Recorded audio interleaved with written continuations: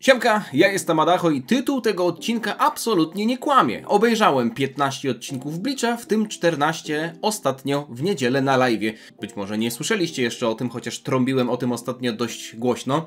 Założyłem konto na Kiku, ponieważ tam istnieje opcja, żebyśmy mogli bez większych przeszkód oglądać anime razem, wspólnie. Te live'y niestety nie są dostępne publicznie. Dzisiaj opowiem wam o tym, co sądzę o Bleachu po tych 15 odcinkach. Powiem wam, jak będzie wyglądać sprawa z następnymi wspólnymi seansami Bleacha i przy okazji w tle będę wam pokazywał karty, które ostatnio dostałem od Pawła, bo chciałem i tak wam pokazać te karty z Bleacha, tylko że miałem zamiar trochę wymyślać fabułę, a teraz wydaje mi się, że mogę po prostu wam je przeglądać i w tle po prostu w międzyczasie mówić o tym, co sądzę na temat tego anime, chociaż tak jak mówię, obejrzałem dopiero 15 odcinków, skończyliśmy w momencie, w którym Renatka, jak ona się tam nazywa? Rukia, tak ona się nazywa. Ja mam do tej pory jeszcze problemy z zapamiętywaniem niektórych imion. No tak się składa, że główną postać, czyli Bleachigo, no Bleach i Bleachigo to akurat łatwo zapamiętać. To akurat nie jest dla mnie żaden problem, ale te Rukie właśnie gonili, w zasadzie się pojawili na niebie tacy dwaj jacyś ninjutsu, z których jeden miał czerwone włosy, a drugi nie miał czerwonych włosów. I w tym momencie zakończyliśmy, więc żebyście wiedzieli, plan obecnie wygląda tak, że o 18 w każdą niedzielę, jeśli będzie możliwość, to będzie to niedziela o 18, będziemy się spotykać na Kiku, czyli kik.com/Adachowy. Adacho było zajęte, więc musiałem wymyślić inny nick. No w zasadzie zawsze jak Adacho jest gdziekolwiek zajęte, to mam nick Adachowy. I na Instagramie, i na Twitterze, i na TikToku też w zasadzie, no to z tych kont nie korzystam na co dzień, ale tak wam tylko mówię. Więc niedziela o 18, tak się składa, że o 16:15 w niedzielę jest El Clasico, ale powinniśmy mniej więcej skończyć, znaczy powinien się skończyć mecz około 18, więc być może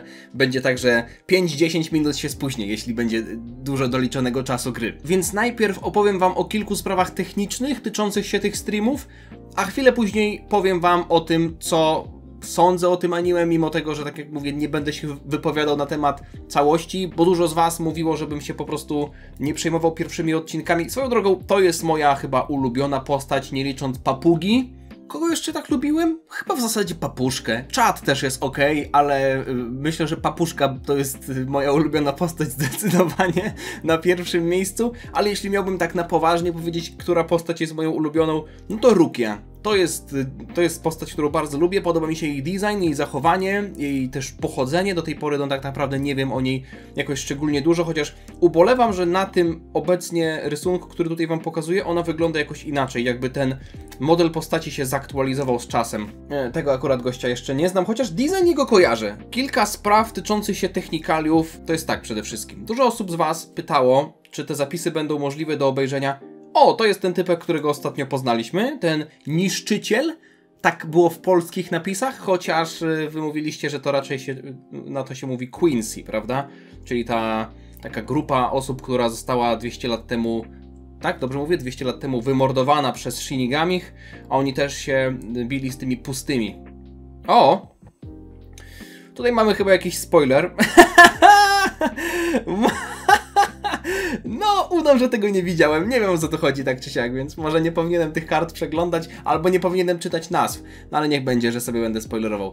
Zresztą bardziej się skupię na tym, co chciałem wam powiedzieć. Generalnie chodzi o to, że Marcia mi to powiedziała, zresztą nie tylko ona, że byłoby dobrze, gdybym tych zapisów nie udostępniał. Bo umówmy się, że oglądanie anime na Kiku w ramach, powiedzmy, takiej wspólnej reakcji, to jest coś, co mogłoby przejść. O, to jest ten Tomboy, tak? Z klasy. Kojarzę, Tatsuki, to jest chyba jego koleżanka z klasy, Bleachiga, no nie? Same live'y, ja się w ogóle bałem, że dostanę bana, mimo tego, że tam są ludzie na Kiku, którzy normalnie streamują anime i tak dalej, ale ja się trochę bałem, bo wiadomo, to nadal jakby jest oglądanie anime. Jak jeden raz oglądałem anime na YouTubie, to tam po kilkunastu minutach dostałem bana i to było z Dr. Stone'a wiele lat temu, więc jestem trochę jakby średnio nastawiony do tego, natomiast wiem, że ludzie to robią. Jeśli tam jest kamerka, jeśli tam jest czat, jeśli to powiedzmy jest w miarę oryginalny content, a nie tylko o, jest Romper, też postać, która jest całkiem spoko, to może przejść, ale gdybym zostawił zapis, można byłoby to interpretować jako udostępnianie tego anime do ogólnego... Wow, takich rzeczy jeszcze nie widziałem, ale chętnie dotrwam do tego momentu. O, znowu mamy tego fartucharza, jak on się nazywał? Fartuchowiec, ja na niego mówiłem, bo był w fartuchu. No generalnie nie ma woda, nie ma dowoda, jak to Marcia mówiła, takie powiedzonko. O, jest i ona! Ona tutaj też troszeczkę jakoś inaczej wygląda, nie? Reina? Dobrze mówię, jak ona się nazywa? Nie Reina, Reina to była ta z Huntera. Rukia! Okej. Inaczej wygląda trochę, nie? Na tych dwóch obrazkach. W ogóle w tych pierwszych odcinkach wygląda jeszcze inaczej. Więc zapisów, w skrócie mówiąc, nie będzie, ze względu na to, że to grozi większym ryzykiem, jeśli chodzi o bana. Jeśli będziecie chcieli oglądać ze mną Bleacha, to dlatego ustalam 1 godzinę w jeden dzień tygodnia, niedziela o 18:00. Niedługo będziemy zaczynać arc Soul Society, no bo 15 odcinków obejrzałem, mówicie mi, że teraz zaczyna się nowa saga. O, tu jest ten, dziadek Netero. Związał sobie brodę jak dosłownie szynka, taka linami związywana, prawda, na dziale mięsnym. Więc proszę, jeśli macie konto na Kiku, to fajnie, to możecie tam zostawić mi followa. Ja oczywiście teraz w każdym filmie będę udostępniał link do mojego Kika, tam będziemy się spotykać na oglądanie anime. Jak Bleacha obejrzę, to chciałbym obejrzeć też potem tę kontynuację, czyli ta 1000-letnia wojna, czy jakkolwiek to się tam nazywa. Chciałbym doprowadzić to do końca. No i potem pewnie zająłbym się Naruto, ewentualnie, nie wiem, w międzyczasie moglibyśmy robić tak, jeśli się okaże, że to oglądanie anime wam się aż tak bardzo spodoba. Kto wie, moglibyśmy zrobić tak, że w sobotę, na przykład też o 18:00 spotykamy się na Naruto, a w niedzielę na Bleacha. Jeśli będziecie chcieli coś takiego, też możecie dać znać. Dajcie mi proszę znać też w komentarzu, które godziny wam bardziej odpowiadają. No póki co chciałbym zostać przy tej niedzieli 18:00, bo mi to pasuje. Wydaje mi się, że dużej liczbie osób też pasuje. Wiadomo, że nie każdy zawsze będzie mógł. Trudno, no nie wszyscy zawsze będą zadowoleni, ale póki co jakby to jest świeża sprawa, więc tak przy tym zostajmy. W kontekście samego Bleacha. Czy to anime mi się podoba? Powiem tak, dużo osób przychodziło i pytało mnie, jak oceniam póki co, i mówiłem, że czekam, aż się rozkręci. Wiecie co, ja te karty, które tutaj już przejrzałem, ja wam je pokazuję głównie, bo też widzę, że tutaj jest dużo postaci, których jeszcze nie znam, więc nie chcę sobie aż tak bardzo spoilerować. Znaczy ja wiem, że Ichigo będzie miał jakieś tam nowe formy, czy tam coś, jakieś tam Bankaje, Zenkaje, Budokaje i inne, wiecie, rompery i inne szterny, więc ja uważam, że to, że tutaj coś zobaczę, to nie jest dla mnie żaden spoiler, bo ja wiem, że coś tam będzie miał. Szczerze mówiąc, za 20 minut już o tym zapomnę, jak to wyglądało w ogóle. Dla mnie ten moment, w którym on to osiągnie, to i tak będzie zaskoczenie, więc jakby się nie musicie przejmować, że ja sobie tutaj coś spoileruję. Ja mówię, wpuszczam to jednym uchem, drugim wypuszczam. Ten gość fajnie wygląda, ma fajny design, trochę ma fryzury jak Ban z Nanatsu no Taizai, tak? Oglądałem to anime, też pytacie mnie, czy oglądałem? Oglądałem już dawno temu na studiach. 15 odcinków momentami mnie wynudziło, zwłaszcza odcinek 10, gdzie mieliśmy tego Don Kanonjiego, nie pamiętam, czy dobrze czytam jego imię, to dosłownie jest Herkules z Dragon Balla, tylko że mniej zabawny i mniej potrzebny. I wy mówicie mi, że te odcinki, które oglądałem, są kanoniczne. I mówiliście mi też, że Tite Kubo, czyli autor Bleacha, zaczął wymyślać te historie, jak jeszcze był w szkole średniej. Nie wiem, czy wam wierzyć w to, czy to jest jakaś plotka, czy wy teraz mnie trolujecie, ale że on wtedy jeszcze trochę szukał jakby charakteru swojej serii. Nie wiedział do końca, w jaki sposób ją będzie prowadził, więc może być takie wrażenie, że każdy z tych pierwszych odcinków trochę się średnio wiąże z następnym. W sensie, że nawet można byłoby te odcinki oglądać w różnej kolejności i moglibyśmy mieć wrażenie, że nadal nic nie tracimy, bo to jest dosłownie tak, że w jednym odcinku koleżanki z klasy Ichigo walczą z jakimś pustym. Nie wiem, czy wy też mówicie na tych pustych puści, czy to jest jakaś też kwestia polskiego tłumaczenia pokroju szatana serduszko, która nie jest używana. A tutaj wygląda, jakby gościu był też na biało ubrany, jakby nie był Shinigami, ale był takim, jak on się nazywali, ci drudzy, niszczyciele, nie? Quincy. No nie? Nie wiem, czy to dobre wrażenie, no bo do tej pory Shinigami byli ubrani tylko na biało, chyba że na przykład są jakieś wyższe tiery Shinigamich, no nie? Wyższe poziomy, na przykład tu jest jakiś Shinigami Plus, to wtedy zrozumiałbym. Bo dość sporo osób ma tutaj białe ubrania, a przecież było powiedziane, że ten fartuchowiec jest ostatnim niszczycielem, także nie wiem, być może jest tak, że oni tutaj mają faktycznie nowe stroje jakieś, tak czy siak. Trochę się wynudziłem w niektórych momentach. Mimo wszystko jest to seria, którą będę kontynuował, też ze względu na was. Gdyby nie te streamy, to prawdopodobnie... Okej, gdybym dotarł do 10 odcinka, sam jakimś cudem, bo poprzednie sceny też mnie momentami nudziły, to po 10 odcinku bym tę serię prawdopodobnie odłożył na półkę. Nie mówię, że porzucił na stałe, ale na pewno porzucił na jakiś czas, bo ten 10 odcinek po prostu był słaby. Mimo wszystko są plusy. Podobają mi się postacie, podoba mi się to, że Ichigo jest postacią, która trochę różni się od protagonistów, których znałem do tej pory. No, Goku jest wielkim lekkoduchem, ale jest też w miarę spokojny. Jakby bardzo łatwo przychodzi mu akceptowanie rzeczywistości. Mówię dalej o Goku. I w kontraście tutaj do Goku, Ichigo jest gościem, który jest trochę bardziej głośny, donośny, bardzo taki ekspresyjny, ale też widać, że ma jakieś niepozakańczane sprawy z przeszłości, no bo chociażby ta akcja z jego matką, to jest coś, co sam mówił, że jakby on zabił tę matkę, co technicznie nie było prawdą, bo się okazało, że to jakiś pusty, z którym w sumie oni się potem spotkali, zabił jego matkę, a on chciał ją ratować, w zasadzie chciał ratować tę kobietę, no nie, więc zresztą pamiętacie na pewno tę sytuację. Tak czy siak, chodzi tutaj o to, że na pewno na pierwszy rzut oka Ichigo jest gościem, który jest troszeczkę bardziej skomplikowany niż twój typowy antagonista, a może po prostu bardziej skomplikowany niż Goku. No i ten system działania wszechświata, że mamy świat śmiertelników, że mamy świat duchowy, chociaż tak naprawdę to nie jest tylko i wyłącznie Soul Society, no bo ja rozumiem, że Soul Society to jest ten świat, w którym przebywają oczyszczone dusze, czyli te takie dobre dusze, można to porównać do nieba. Podczas kiedy widzieliśmy, że nie wiem w którym to było odcinku, ale w tych pierwszych 15, że jeden gość poszedł do piekła. Więc to nie jest tak, że mamy jeden świat duchowy i świat śmiertelników i powiedzmy ta bariera pośrodku, gdzie sobie krążą puści. O, to też jest postać, którą trochę A to nie jest ten sam tutaj Ban? Z jakimś tutaj Blue-Eyed Dragon i tak dalej, ale fajne holo ma. Widzicie to? Jak takie kratkowe holo ma? Ładnie wygląda ta karta. Więc tak, no na pewno ten system mi się podoba. Uważam, że jest to coś, co ma potencjał, ale tak jak mówiłem, jest raczej tutaj dużo takich scen, odcinków, nawet całych, które próbują przekazać jakieś informacje, na przykład no, odnośnie tego, jak działają Shinigami.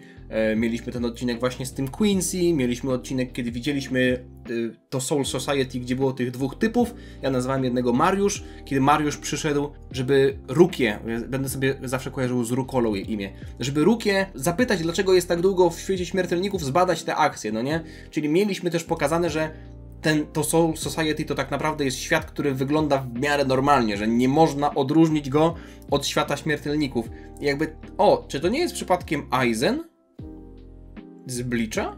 Kojarzę taką grzywę jego. Czy to może być on? Aizena jeszcze nie było, a też na niego czekam, bo słyszałem, że to fajna postać. Dobrze, że sobie przypomniałem właśnie, bo jest jeszcze jedna sprawa techniczna, o której wam chciałem powiedzieć, niekoniecznie tycząca się streamów, ale tycząca się takich właśnie moich przemyśleń tyczących się Bleacha. Ostatnio wam to mówiłem, więc w skrócie powiem. Oglądanie anime, przy One Piece już pod koniec tak było od jakiegoś czasu, oglądanie anime z myślą, że potem muszę nagrać na ten temat film, zaczęło być dla mnie od pewnego czasu męczące.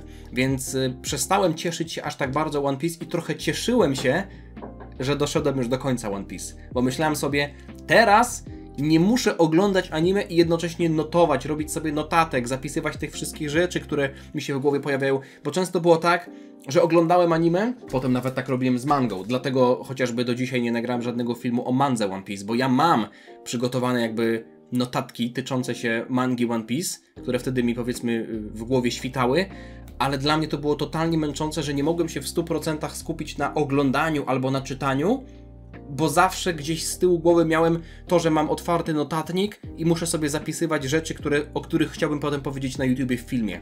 Odnośnie Bleacha, patrzcie jaka tutaj fajna karta. Ej, ten gość się pojawił w 15 odcinku, nie? To oni się lubią jednak? Okej, spoiler. Wow, tutaj są takie karty, które się mienią, ale fajnie. O, jest Chad! Jest Chad z tą jego ręką! What? Chad będzie jakimś mistrzem, kurwa, ninjutsu? Ja pierniczę. Ale to będzie giga Chad w takim razie. Widzicie, dla mnie radość sprawiało to, że mogłem się skupić na anime i przepraszam wszystkich tych, którym nie odpowiedziałem na czacie. Doskonale wiecie, jeśli mnie znacie, że ja nie lubię i nie umiem się dobrze skupiać na dwóch rzeczach naraz, zwłaszcza podczas streamowania. Dlatego chociażby gier pokroju Wiedźmina czy Red Dead Redemption, w których lubię się zatopić, nie lubię streamować, bo bym się nie skupił na fabule, jakbym musiał jeszcze czytać czat. Więc przepraszam, jeśli komuś nie odpowiedziałem, ale taka forma oglądania anime jest dla mnie fajna, bo jest dla mnie niezobowiązująca i nagrywanie tego filmu chociażby też sprawia mi przyjemność, a o to chodzi. O to chodzi, żeby to sprawiało przyjemność, a nie żeby oglądanie anime, które w zasadzie ma być rozrywką. Po to się ogląda jakieś seriale, filmy czy anime, żeby wiadomo, czego się też dowiedzieć być może, no ale w kontekście anime raczej jest to 100% rozrywka. Więc jeśli tutaj miałbym jeszcze czuć jakiś obowiązek, że mam to nagrać po tym, że muszę to nagrać, bo pytacie mnie też na czacie i ja potem nawet przypiąłem wiadomość, żeby proszę nie pytać o filmy na YouTubie tyczące się Bleacha, bo mi to po prostu odbiera przyjemność z oglądania. Ja bym się po prostu chciał skupić na tym, zagłębić się w fabule, czat sobie jest, wy jesteście, każdy się dobrze bawi, super. Kończy się live i ja się nie przejmuję tym, że kurwa muszę jeszcze to przerobić w głowie, spisać sobie te myśli i tak dalej. Bo czułem się dosłownie jakbym, nie wiem, czytał lekturę. O, to jest chyba dobre porównanie. Jakbym czytał lekturę na polskim i potem musiał na jej temat napisać rozprawkę. Po pewnym czasie oglądania One Piece coś takiego mi się w głowie zalęgło. I jakby nie winię absolutnie was. Już ostatnio wam mówiłem, że to jest kwestia mojej głowy, czegoś, co się narodziło w moim mózgu, ale po prostu mówię wam, jak to wygląda. Więc jeśli będą na przykład jakieś pomysły na fajny ranking, to jak najbardziej. Mogę zrobić taki prawdziwy, bo ostatnio nagrałem dla jaj ranking postaci z Bleacha. Jak najbardziej. Nagranie rankingu jest zupełnie czymś innym, bo nie wymaga ode mnie oglądania i notowania na bieżąco. Tylko po prostu wtedy sobie siadam na spokojnie, patrzę co było, układam to, zastanawiam się jakie argumenty są za i przeciw i to jest fajne. I jakby to nadal sprawia mi przyjemność. Ale jeśli chodzi o nagrywanie takich przemyśleń, jak to było w przypadku One Piece, chciałbym trochę zmienić formę. Dlatego dzisiaj nagrywam to w ramach takiego luźnego filmu, gdzie sobie oglądacie jakieś karty, a ja mówię, co mi się w Bleachu podobało, a co mi się nie podobało. Tak jak mówię, dość chaotyczne pierwsze odcinki. Kolejność tych odcinków mogłaby być równie dobrze zamieniona. Ja znam tę postać, wiecie dlaczego? Bo kojarzę te brązowe cycki. Może to być dla was szok, ale kojarzę te brązowe cycki, bo mam 42 tom mangi Bleach. Swoją drogą japoński. Te karty póki co odłożę. Tak, dostałem kiedyś od widza, także nie wiem nadal co to jest za postać, ale czemu oni tutaj w ogóle nic nie mówią? O, dobra, coś tam jednak mówią. 43? A nie 42? A, dobra, tu jest. O tak, no tak, przecież to, no tak. Muzyka mimo wszystko jest fajna. Dość sporo ciekawych soundtracków. Muszę przyznać, że większość mi się podobała, ale troszeczkę ubolewam nad tym, jakby już trochę zawczasu, że modele postaci się zmienią. Chyba, tak mi się wydaje. Bo wiecie, to anime jest dość stare, bodajże 2002 rok, to był początek emisji i jest jeszcze w tym formacie 4:3. Ten mały taki, no to nie jest kwadrat, ale taki wąski prostokąt. I w momencie, w którym to się rozszerzy, podejrzewam, że tak jak w przypadku One Piece, zmienią się też modele postaci. Trochę się tego boję, bo jeśli te postacie będą wyglądać trochę inaczej, to nie wiem, czy się do tego, pewnie się do tego z czasem przyzwyczaję, tak jak było w przypadku One Piece, ale w przypadku One Piece było właśnie tak, że ja te stare modele postaci lubiłem bardziej. Miały one dla mnie więcej życia, więcej charakteru, więcej twarzy miały one dla mnie, a tutaj, no, zwłaszcza Chopper, no nie? Teraz to wygląda dosłownie jak przerośnięty pluszek, dlatego też wspominam o tym w kontekście Bleacha. Jeśli chodzi o ulubione momenty, które miały miejsce podczas tych 15 odcinków, scen walki nie było jakoś szczególnie, w sensie inaczej, były sceny walki, na początku w pierwszych odcinkach to było dosłownie tak, że co odcinek to nowy pusty, ale to nie były sceny walki, które zapierały dech w piersiach i być może jest tak, jak niektórzy z was tam pisali, że Bleach to jest raczej anime, które się ogląda dla fabuły, a nie dla walk. No, do tej pory to zauważyłem, chociaż fabuła też, tak jak mówię, nie powaliła mnie na łopatki. To nie jest tak, nie zrozumcie mnie źle, to nie jest tak, że ja nie wiem, krytykuję tutaj Bleacha, bo ja doskonale rozumiem, że to anime, tak jak mówiliście, musi się trochę rozkręcić. Niektórzy pisali o 15 odcinkach, niektórzy o 20, niektórzy o 27, o 30, 60. Jeden widz trollował i chyba pisał o 130 odcinkach, żebym przeszedł przez pierwsze 130 odcinków, a potem się rozkręca. No chyba aż tak źle nie będzie. Więc jestem na 15, teraz będę oglądał 16. No i ta końcówka 15 mnie zaciekawiła. Chociaż były momenty, które też mnie ciekawiły. Chociażby jak ta papuszka. No to do tej pory chyba... No mój ulubiony wątek, bo ta papuszka, jaki ona miała słodki głosik. Chociaż to też był wątek, który, no nie wiem, pojawił się i został rozwiązany. Te wszystkie rzeczy, które się pojawiały w tych pierwszych odcinkach, albo większość przynajmniej, no nie mogę powiedzieć, że wszystkie, sprawiały takie wrażenie, jakby to były sidequesty. Takie questy poboczne. Na przykład ta papuszka się pojawia, czat z papuszką chodzi, ona sobie gada ludzkim głosem, ci niektórzy czują, że to jest jakaś dusza uwięziona w ciele papugi i potem tego chłopca uwalniają i tyle. I ja rozumiem, że potem pisaliście na czacie, że często jest tak, będzie tak, że autor Titi Kuba, że będzie wracał do tych wydarzeń, że dużo jest takiego, nie powiedziałbym może foreshadowing, ale takich nawiązań do tego, co się działo w pierwszych odcinkach, więc okej. No na przykład wiem, że Don Kanonji jeszcze się pojawi.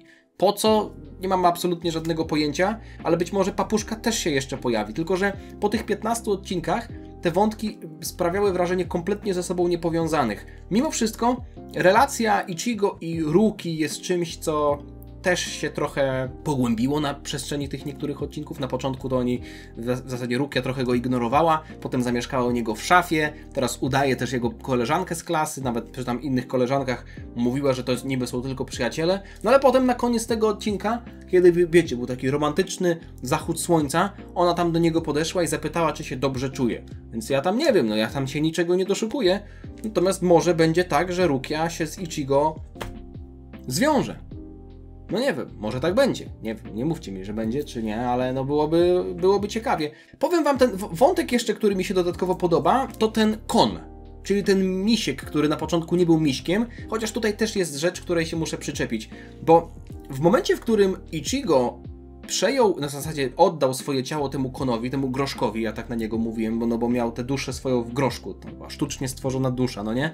No to ten Kon skakał dosłownie na paręnaście metrów, biegał tak szybko, że ludzie się wyłupiali oczy na ulicy i był taki chętny, po prostu był taki energetyczny i też był antagonistycznie trochę nastawiony do Ichigo, w sensie walczyli razem ze sobą, i Kon jakby nie chciał oddać z powrotem ciała Ichigo do Ichigo. Ale w momencie, w którym jakby trochę się sytuacja uspokoiła i Ichigo puścił go do misiaka, to on już totalnie się spacyfikował. Jakby przypomniała mi się sytuacja z Shinem w Dragon Ballu, kiedy Shin przez pierwsze odcinki był totalnym kozakiem, Piccolo w ogóle się poddał podczas walki z nim bez samej walki, po prostu czując jego obecność i chwilę później Shina już wszyscy olewali. I była taka sytuacja, kiedy Kon wrócił z tego ciała miśkowego z powrotem do ciała Ichigo. I on się posłuchał po prostu Ichigo i kiedy ten powiedział, żeby ten nie walczył, no nie, że ja się sam tym zajmę i Kon mówi, o dobra, jakby no, trochę to było dla mnie niekonsekwentne, ja rozumiem, że możecie mówić, że on jest słaby, ale jakoś tak szybko się dał spacyfikować. Być może bał się tego, że jak znowu wróci do ciała miśka, to będzie, wiecie, męczony, dlatego się wolał w ten sposób zachować, ale było kilka takich rzeczy, które nie powiem, że rozwiązałbym inaczej, bo to byłoby takie buńczuczne mówić, że ja bym to zrobił inaczej. Nie, no ja na pewno bym takiej historii nie napisał, ale które po prostu sprawiały, że trochę podnosiłem swoją brew, albo się zaczynałem zastanawiać, czy to jest na pewno dobry character development, rozwinięcie postaci, no nie? Ale ogólnie rzecz biorąc, anime mi się, raczej bym powiedział, że się podoba. Póki co te 15 odcinków oceniłbym na 6 na 10. To jest solidna szóstka, to jest powyżej skali, no nie powyżej połowy skali, więc mimo wszystko to nie jest tak, że będę patrzył na Bleacha przez pryzmat tych 15 odcinków, bo doskonale wiem, że niektóre tytuły muszą się rozkręcić, niektórzy uważają, że początek Huntera jest słaby, ja tak akurat nie uważam, bo Egzamin na łowcę lubię i chętnie do niego bym sobie wrócił, gdyby mi się chciało.